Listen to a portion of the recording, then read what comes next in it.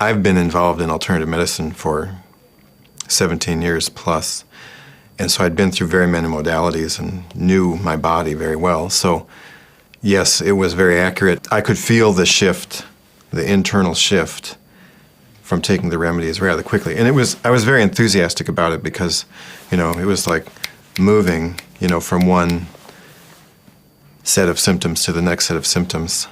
And I was really aiming for better sleep quality because I suffered such bad insomnia. So that was how it first began. What is most significant probably was, for years and years and years I'd been dealing with mercury toxicity. And that was the first thing that the NES really showed as a pattern, because after about 6 months there were certain things that continually showed up. And we were kind of sifting through everything to look for something that was more chronic. And it was mercury and liver. And when we started addressing that, I immediately had major detox reactions. And it seemed to bring on irritable bowel, which I had suffered, when I was in college. And that came on in a very strong way. And I remember very specifically that what was coming up on my tests was 2 rather serious viral infections coupled with the mercury. And it's really exciting because since we addressed the mercury, and it's been now, probably 8 or 9 months, mercury has not come up again. And I'm not suffering the kinds of back pains I was having. I'm not having the intestinal cramping and the pains in my bowels that I had. So that was a really great step forward. And I wasn't expecting anything like that.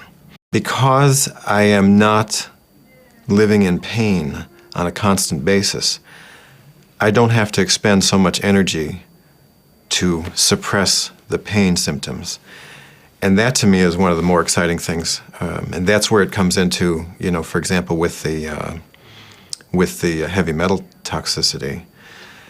Because I don't have so much pain when I sleep, I'm actually getting restful sleep. I didn't realize that so much of my insomnia was related to just dealing with pain. I don't have the lower back pains. I had chronic lower back pains, and I thought it was because I'm so tall.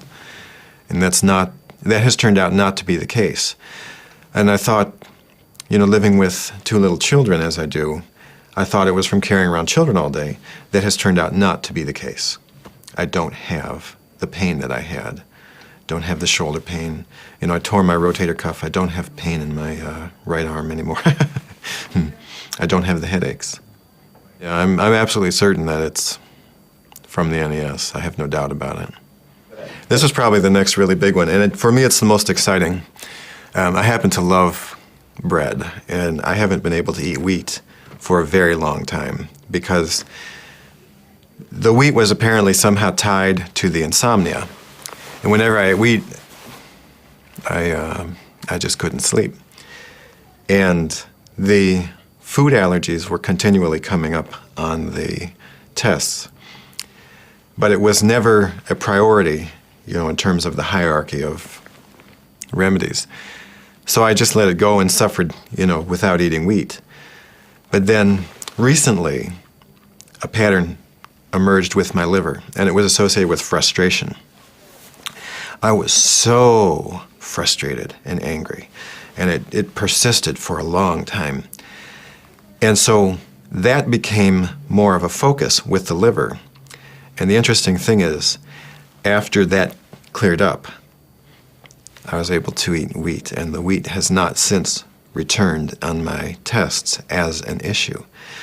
So there we have, for me anyway, an example where the emotional issue was actually at the root of one of my physical symptoms. And that has been a source of incredible joy for me. It's also nice because I'm not carrying around the burden of frustration that I was carrying. I didn't even know that I was living with this. One of the funny things that's come up, though, especially since the frustration, is I find as one of the detox symptoms in my pattern of symptoms that I start to reject the technology and say, I I can't do this. I'm not going to do this anymore. It's not working. It's making me feel uncomfortable. I'm really painful. And right when I get to that point, I've come to recognize that it's actually, the last stage before the shift happens. So I'm actually finding that rejecting the technology is one of my symptoms, and that's kind of interesting. I am a lot more present in the moment. I'm not living a kind of reactionary life, and I'm genuinely happier. I would say that my predisposition towards depression is gone. My attitude on life has changed. There's been a big shift in how I view what I'm experiencing. And it's a lot more fun. It's a lot more fun to be alive. It's a lot more fun to be who I am. I used to call my emotional baggage my dead dinosaur. And, I've been working on that dead dinosaur for a long time. And I'm no longer looking in the past. I'm looking towards the future. And that, to me, is a gift. That's a big shift.